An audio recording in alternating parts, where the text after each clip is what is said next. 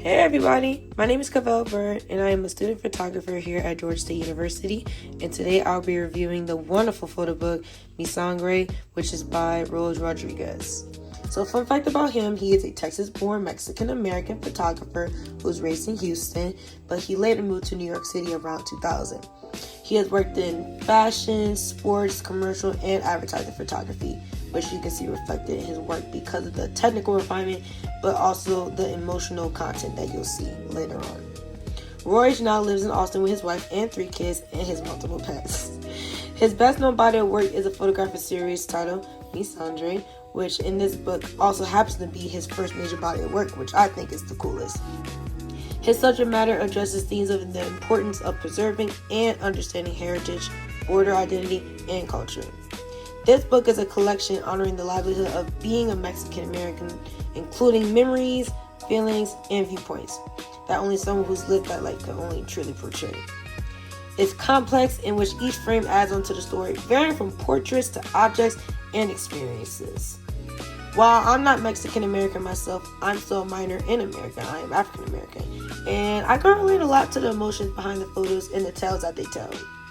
Personally, this book feels like I'm listening to an old folklore around a campfire at camp.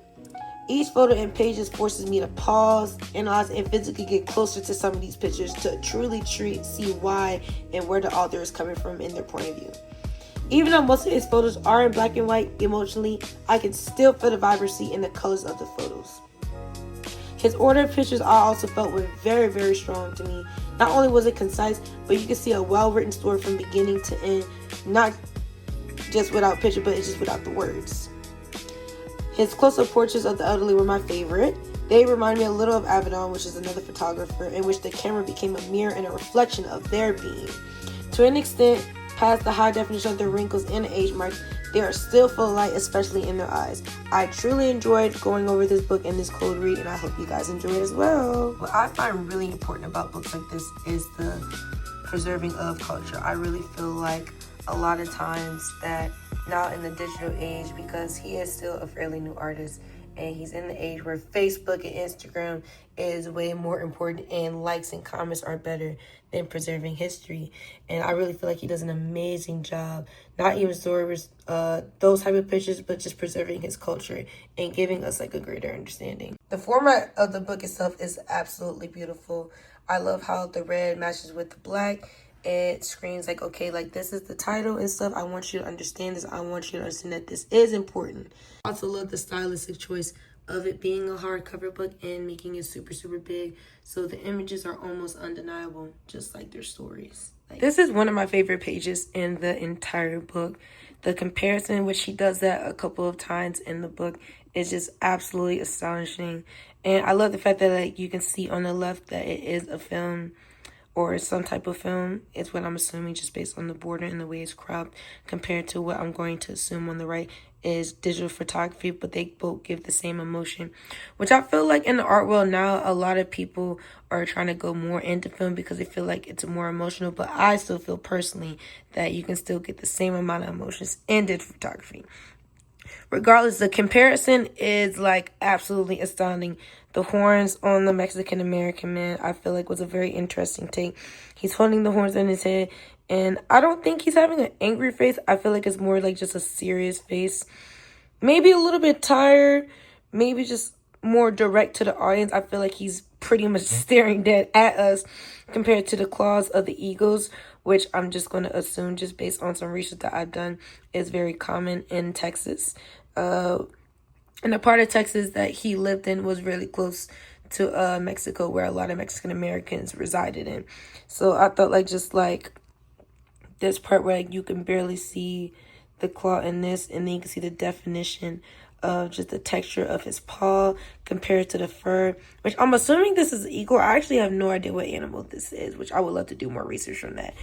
But something about this just speaks to me a lot, especially because of the way that the contrast of the lighting is. It's almost similar. Like, that's so pretty to me. The photo on the left is what I really want to pay attention to. It's so unreal to me. At first, I didn't think it was like an actual person until I was like looked more into the details of that it actually is a human child or just someone that's like really, really small. But the mask, which is a cultural thing. I'm not sure specifically what it means, but I know that is a cultural significance to Mexico and Mexican Americans alike. And just bringing in the idea that like Mexicans and Mexican Americans are very like, they aren't that much different, and just bringing awareness of like keeping the culture alive regardless of where you live or where you're coming from or where you were born from. I feel like it is a beautiful art piece. I love that his skin kind of reflects the mask and it almost looks like clay. He almost looks like a fairy tale or somebody like out of a storybook. So that was one of my favorite parts about that. And the fact that you can see his hair. It could be a little girl too. I'm going to assume it's a little boy, but it's like something about that just speaks to me for real. These are the photos that reminded me the most of the photographer Avedon, which is one photographer that we studied in photography school, just because these are the true raw emotions of both of these people and stuff. Like, I can definitely tell like the photographer like tried to make them laugh, because you can see that the shutter speed was still a little slow. But it wasn't super slow, but it was slow enough to where you can catch like the small like shutters of them moving. And it's not, to me, a perfect picture if we're going to go for like the regular fine art definition, but to me, like, it's beautiful. This is something that I'd be more attracted to because of the emotions that come from these pictures and stuff. Like, she's clearly laughing, she's having a good time, and I feel like this wasn't something that was forced on either parties and stuff. I love how bright the images are. I really love the contrast of this image, like the shadows on his face. The fact that you can see his teeth is absolutely hilarious to me. And his sombrero, I believe that's what it's called. Don't get me if I'm wrong. But it's like, it's almost like a painting. Like, specifically this picture, I really, really enjoyed just like the emotional part of it. Like, that's my favorite part. Here, you can definitely see the more commercial side of things, of where he's coming from and where his past is. But I still feel like this is definitely something that I'd want to see in a museum. But this is definitely like high strobe, high fashion, even though I forgot the name of these, but I know these are very important in Mexican and Mexican American culture.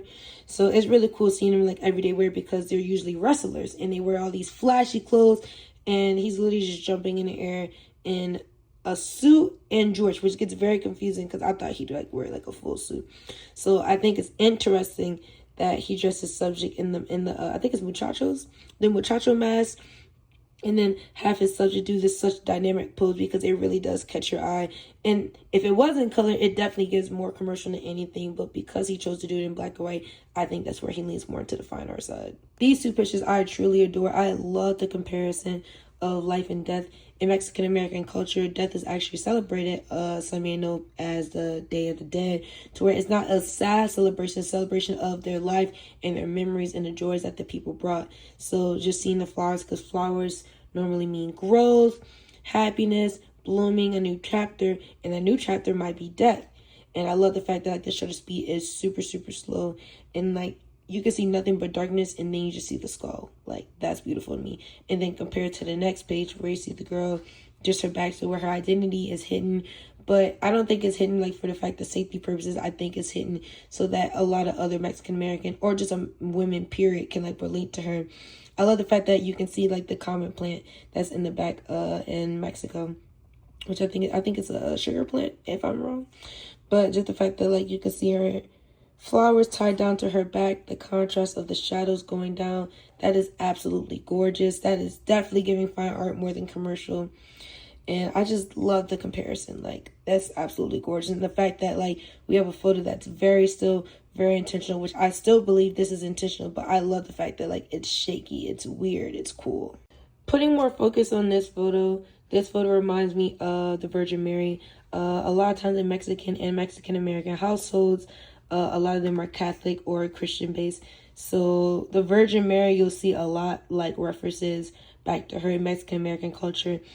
And I feel like this is a direct reference to that. And just like the freckles on her face can represent like just the earth, and like the divine alignment that she has, I think is really, really gorgeous. And what I really give the Virgin Mary vibes is from this halo right here, which I really can't tell exactly what this is, but I can definitely tell it is a religious reference. And I feel like he did that beautifully. Outside of the regular portraits that he does, which as you can see is clearly my favorite, I love the pictures that don't have their faces in as well, the symbolic pictures. So these are chicken fights, which are also common. It's a common experience in the Mexican American neighborhoods. It's a cultural thing, but like I think it's interesting that it could be like, you know, fighting for like your culture, fighting for your identity. That's definitely what I get from it, especially because the man is still in the back. I think that was a very interesting approach to it, and combining culture to also combining the idea of like, who am I? Like, who am I really? Like, I understand I'm Mexican American, but like, where am I really from? Like, what do I identify as? And I feel like this picture definitely contributes to that theme. This picture, going back to the idea of religion, makes religion look scary. It's understood that in a lot of Mexican American families, religion is a very, very big deal. It is an everyday thing. Is very important to a lot of their cultural aspects that they have in their everyday lives. So the fact that he made the culture of Jesus look scary and terrifying, like he's concerned and he doesn't know what's going next, I found that very, very interesting, as religion is like a big part, and like not being religious is low-key a no-no as a Mexican American. So I thought it was interesting that he was trying to go through that identity aspect of figuring out like, what are we really doing? Like, who are we really celebrating? Like, this is what we look up to and stuff. And having almost a negative connotation to it, I still don't think that reading through this book, he's fully against religion, but I think he is questioning the severity of the amount of religion that's added in the culture of being Mexican American. Specifically to this image right here, we have another religious aspect. As you can see, religion is a very important part of the cultural aspect of being Mexican American and the identity of it. And the scorpion of it, I'm definitely getting a negative connotation from it. I like the fact that like he made the contrast super, super dark here on the scorpion and over here in this corner, because it's making you feel like, okay, like this is definitely a path.